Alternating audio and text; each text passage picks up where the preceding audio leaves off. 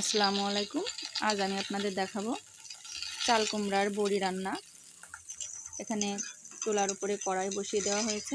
কড়াইটা গরম হয়ে গেলে দিয়ে দেওয়া হবে সয়াবিন তেল।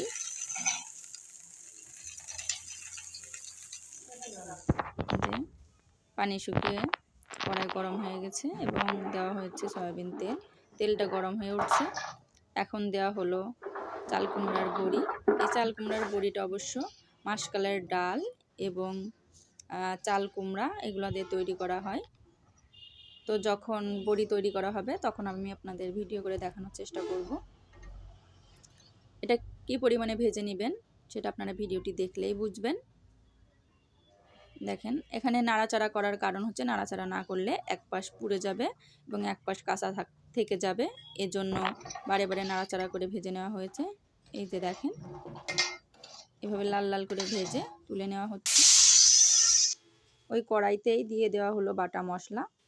এই বাটা মশলার ভিতরে আছে কাঁচা মরিচ, জিরা, রসুন, পেঁয়াজ। আগে তেল দেওয়া ছিল না, সেজন্য তেলটা দিয়ে এখন নাড়াচাড়া করা হচ্ছে। মশলাটা ভালোভাবে ভাজতে হবে যেন কাঁচা গন্ধটা না থাকে।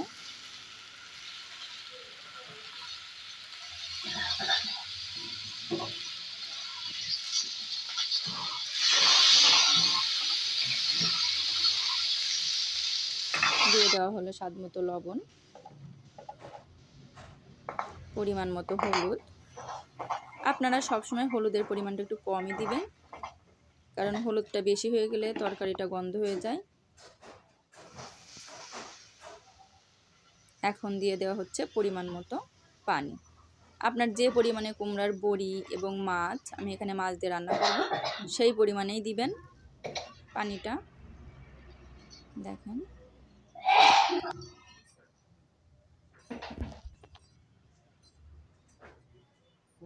এই যে 1 মিনিটের ভিতরেই পানিটা গরম হতে শুরু করছে এবং ফুটতেও শুরু করে দিয়েছে।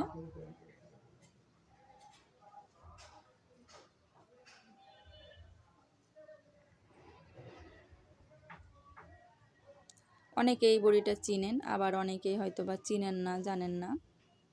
তো আমাদের এদিকে এই বড়িগুলা শীতের সময়, প্রতিবার শীতের সময় গ্রামে এই বড়ি বানানোর ধুম পড়ে যায়।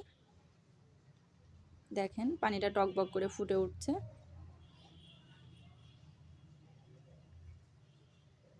টকবক করে ফুটে যখন উঠবে তখন দিয়ে দিতে হবে এই যে ভেজে রাখা মাছগুলা। আমি মাছগুলো আগে থেকেই ভেজে রেখেছিলাম। আপনারা মাছ যেহেতু সবাই ভাজতে পারেন, সেজন্য আর মাছ ভাজাটা দেখাই নাই।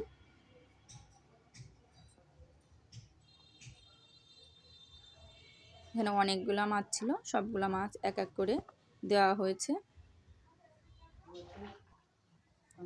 এখন দেওয়া হলো ভেজে রাখা কুমড়ার বড়ি। আপনারা এগুলো বড়িগুলো বাজারেও কিনতে পাবেন এখন। দেখেন, এভাবে দেওয়ার পরে 4 থেকে 5 মিনিট জাল দিব।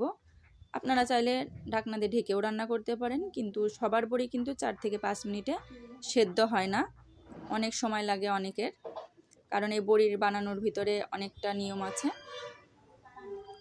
আমাদের এই বড়িগুলা 4-5 মিনিটেই একবারে গলে নরম হয়ে যায় এবং বড়িগুলার ভিতরে ঝোল ভরে যাবে।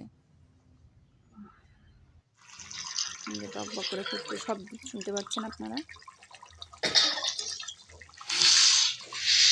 আপনাদের রান্না শেষে দেখাবো। এই দেখেন, নামিয়ে নেওয়া হয়েছে। তো ধন্যবাদ আমার এই ভিডিওটি দেখার জন্য। ভালো লাগলে চ্যানেলটি সাবস্ক্রাইব করে দিবেন।